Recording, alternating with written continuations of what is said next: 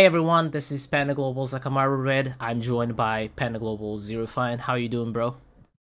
Hey everyone, we are going to reveal two new cards of the new set, Rebirth of Glory. It will be probably be one of my personal favorite expansions, and I'm really excited to see the new cards. Hopefully, it will be some old characters coming back. So let's see.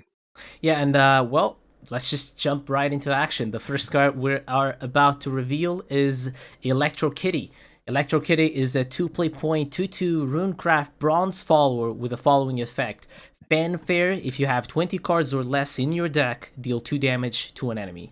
So, off the bat, this is similar to the effects that Abyss Summoner have and cards like that. We also see a new card in this expansion that also has the same condition. And something that I really like is that adding 2 damage could be very flexible. You can deal 2 damage to an enemy follower or 2 damage to your opponent's leader health, and that is 10% of their health. So, well, let's talk about rotation, Zero Fan.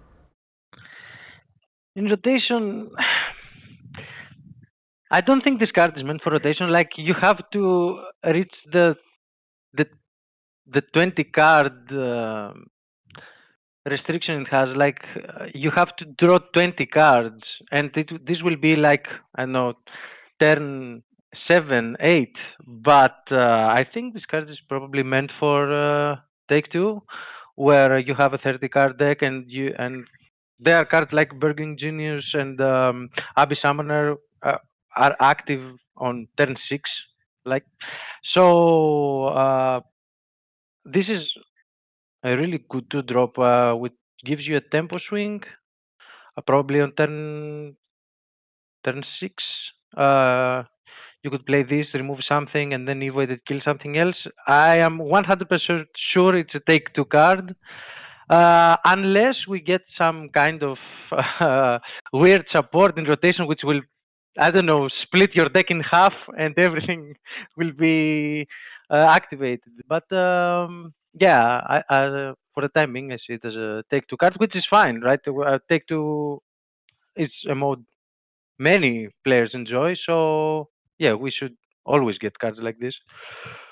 Yeah, and looking at Open 6 too, right? The new format that Cygames introduced, this is a very powerful effect. I mean, every card game that exists in the world has cards that allow you to deal 2 damage, and it's very flexible, and it's such a cheap effect. We see spells that cost 2 play points dealing 2 damage. So having a body to it, it's very, very consistent, very flexible. And as you mentioned before, this makes Rune one of the strongest archetypes for the draft format in particular. In terms of Unlimited, we've seen in previous expansions people try to go for Abyss Summoner with a lot of concentrations, a lot of Fate Sands to activate the effects, but the payoff, I think it's not worth it for you to run as just to deal 2 damage off a single card. I don't think it's worth it to build your deck around this particular Hmm. condition effect. But yes, I think that it is quite the powerful bronze slated card for the draft format. So keep in mind that Rune has one more card in this expansion as well.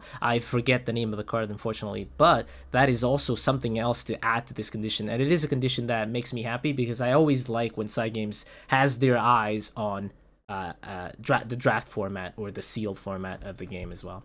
So that was Electrokitty, and we're going on to the next card. And I think this one is a little bit more exciting for rotation and unlimited. So the next card is King's Welcome, a 1 play point Royal Craft or Swordcraft spell. And it reads, put a random commander card from your deck into your hand. If you can evolve and have more evolve points than your opponent, subtract 1 from this card's cost. What? This Let is me read this quite again. interesting. It appeals a lot to me as a deck builder because you can make your deck only have one single commander, and you can guarantee that you tutor for it on turn 1. It comes to mind cards like Spartacus, which was a deck that didn't have a lot of commanders, and they were running cards like Maid Leader and stuff like that, and it filters thins your deck. It is quite fast. It is quite a fun deck to play. I saw Spartacus rise in popularity recently in Unlimited, so I'm kind of curious to see if this shakes up things up and makes Spartacus like really consistent, really mean, really fast. Oh my god, I think this card is super powerful. It's essentially insight for Swordcraft, right? Uh-huh. And the fact that it can subtract one from the card. This card makes Alvida so much better. And Like, now, before you get excited, I've read the card and I thought about the card. And keep in mind, you cannot play this on turn 1 if you want to discount the cost of the commander. Because, and this part of the text is very important, if you can evolve. So for you to yeah, subtract the cost of a card, you have to play it on turn 4 if you're going second, or 5 if you're going first. you And can play it on turn 6 though, and play yes, that's true. Alvida and then a loot card on 7. But Yes. because it's one mana, it's almost nothing, right? Like, or you can, I don't know, play Apostle, kill two things, and also play this, and the next turn go like Alvida and a loot card. Oh my god, Or this is super powerful. Or you can even get your Latham for turn 7, for instance. Yeah. If you Hmm. make your deck only have Latham as a commander, that's the second problem with this card. It is a random commander. And we see a lot of Octrice being played. We see a lot of Celia that's obviously rotating, so we don't have to worry about that. But there's also Lycia. Lycia is kind of interesting as a 3 play point card, too, Three though. play point Lycia. Oh wow. And it also synergizes extremely well with Lycia and the new Panther, the mini expansion Sword Legendary. It's also a card that allows you to free evolve. Once you add it from your deck to your hand, you can evolve something that's already on the board, and you can keep the evil points snowballing in your favor, and you can play more King's Welcome because you keep being ahead on evil points. So I think this style of grind mid-range sword deck might actually be something possible. An important thing to note is that this card doesn't search Albert. Yep. Albert This is is not a commander because he's this 11 is card. really important. Yeah. Yes, absolutely. Or maybe it is good because that means you can play Albert and Lesia in the same deck, for instance, and you just can keep snowballing, guarantee the tutor for Lesia, or as you mentioned before, the Alvida.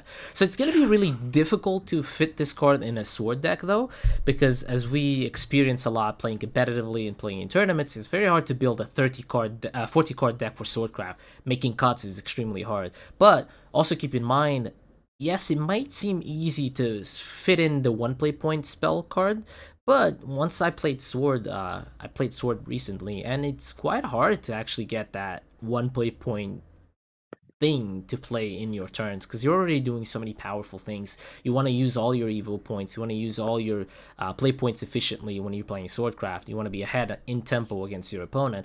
So I see Hmm. plays like Lycia on turn 5, you don't have play points for it. Lycia Yeah. on turn 6, you don't have play points for it. Apostle on turn 7, as you mentioned, you do not have the play points for it because you're usually using 2 loot cards.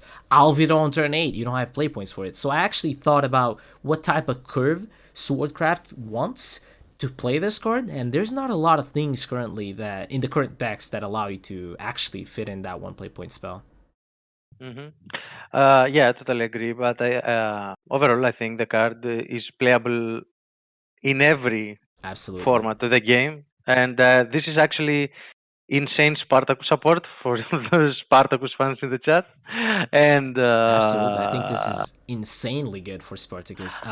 Getting your Spartacus on turn 5 means you can alter fate a lot earlier in the game. You can play this on turn 4. You can evolve your 3 drop or your Bellringer Angel or whatever you're playing to just, filter your deck. The fact that you can play 3 more cards. Sometimes Spartacus decks didn't have a lot of had too much space. 40 cards for such a consistent deck. The game plan is to draw cards basically and enact on the win con.